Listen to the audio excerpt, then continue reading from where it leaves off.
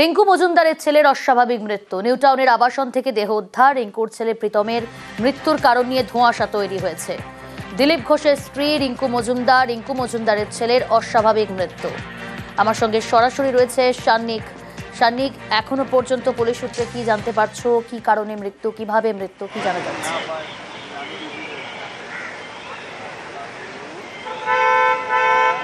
দেখো, পুলিশের তরফে প্রাথমিক তদন্তে যে তথ্য উঠে এসেছে তাতে পুলিশের তরফে প্রাথমিকভাবে অনুমান করা হচ্ছে কোনো রকম ড্রাগ ওভারডোজ থেকে মৃত্যু হয়েছে তার। ড্রাগ ওভারডোজের মানে কোনো মাদক সেবন যে সেটা কিন্তু পুলিশ বলছে না। যে বিষয়টা পুলিশের ধারণা, যেহেতু স্নায়ু রোগের বেশ কিছু ওষুধ রিঙ্কু মজুমদারের ছেলে সৃঞ্জয় ওরফে প্রীতম তিনি রেগুলার নিতেন, তাই সেই রকম ওষুধ থেকেও এই ওভারডোজ হয়ে থাকতে পারে, সেই রকম একটা সম্ভাবনার কথা কিন্তু থেকেই যাচ্ছে। পাশাপাশি অন্য কোনো কারণ রয়েছে কিনা বা অন্য কোনো কারণ এর পেছনে রয়েছে কিনা, আদতেই কি ওষুধ থেকেই বিষয়টা হয়েছে নাকি অন্য কিছু খাওয়ার থেকে বা কোনো রকমভাবে কোনো ড্রাগসের কারণে এই ঘটনা ঘটেছে, সব কিছুর কিন্তু স্পষ্ট উত্তর পাওয়া যাবে যখন ময়নাতদন্তের রিপোর্ট হাতে আসবে। সেই রিপোর্টের দিকেই তাকিয়ে রয়েছে গোটা তদন্ত প্রক্রিয়া এবং তারপরেই কিন্তু স্পষ্টভাবে জানানো সম্ভব হবে ঠিক কী কারণে এই মৃত্যু হয়েছে। তবে পারিবারিক সূত্রে যেটা জানানো হচ্ছে, গতকাল রাত্রিবেলা সৃঞ্জয় তার অফিসের দুই সহকর্মীর সঙ্গে গতকাল সাপুরজিৎ তাদের আবাসনেই তারা ছিলেন এবং সেখানেই রাত্রিবেলা তারা সারা রাত একসাথেই ছিলেন। সারা রাত সেখানে থাকার পর সকালবেলা আজকে 5:30 নাগাদ তার এক সহকর্মী যখন বাথরুমে যাওয়ার জন্য ওঠেন, সেই সময় তখনও পর্যন্ত তার নাক ডাকার শব্দ তিনি পেয়েছিলেন বলে তিনি পরিবারের কাছে দাবি করেছেন। তারপরে যে ছবিটা আমরা দেখতে পাই, যে তারা প্রায় সকাল 8টা নাগাদ তারা যখন ঘুম থেকে ওঠেন, তারপরেও তাকে অচৈতন্য অবস্থায় থাকতে দেখে তাকে ডাকাডাকি করার পরেও সে না ওঠায় তাদের তখন সন্দেহ হয় এবং তখন তারা খেয়াল করেন যে তার হাত পা ঠান্ডা হয়ে গিয়েছে এবং সেই সময় রিঙ্কু মজুমদারকে খবর দেওয়া হয় বাড়ির পরিচারিকাকে দিয়ে। এইভাবেই তাদের পরিবারের কাছে বিষয়টা খবর জানাজানি হয় এবং তারপরে হাসপাতালে যখন তাকে নিয়ে যাওয়া হয়, হাসপাতালে নিয়ে গেলে আচ্ছা, একটু সঙ্গে থাকো সান্নিক। প্রতিবেশীরা কি জানাচ্ছেন একবার শোনাই দর্শকদের। একদিন কথা হয়েছে দেখেছি, সেইভাবে কিছু চিনতাম না।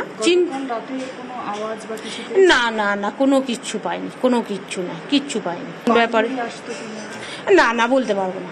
আজকে যখন নিয়ে যাওয়া হয়, একজন বন্ধু ছিল আর একজন মেয়ে ছিল, কে আমি ঠিক জানি না। ওনাকে আগেও একদিন দেখেছি, যদিও এমনি ছেলে খুব ভালো ছিল।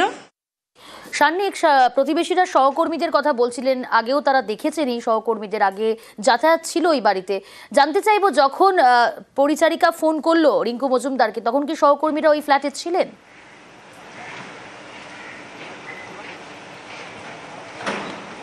একেবারেই, কেননা আজকে সকালবেলা সৃঞ্জয় ওরফে প্রীতম তার আজকে দুর্গাপুর যাওয়ার কথা ছিল এবং সেই দুর্গাপুর যাওয়ার আগে সকালবেলা তার সহকর্মীরা, যারা তার বন্ধুও বটে, পরিবারের তরফে তেমনটাই বলা হচ্ছে, তারা দুজন তার খুব ভালো বন্ধু, সেই দুজন সেই সময় সেই ফ্ল্যাটে ছিলেন এবং সকালবেলা যখন ঘুম থেকে ওঠার পর তারা খেয়াল করেন যে সৃঞ্জয় তখনও পর্যন্ত ঘুম থেকে উঠছে না, তাদের কিছুটা সন্দেহ হয়। তখন গা হাত পা যখন তার দেখেন যে তার শুয়ে থাকার ধরন কিছুটা অস্বাভাবিক এবং তারপরে তাকে ডাকাডাকি করাও সে উঠছে না এবং গা হাত পা সব থেকে বড় কথা ঠান্ডা হয়ে গিয়েছে।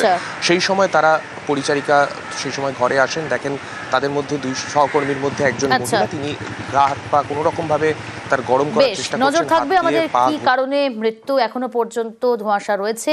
তবে আরজিকর হাসপাতালে ময়নাতদন্ত হচ্ছে প্রীতম মজুমদারের।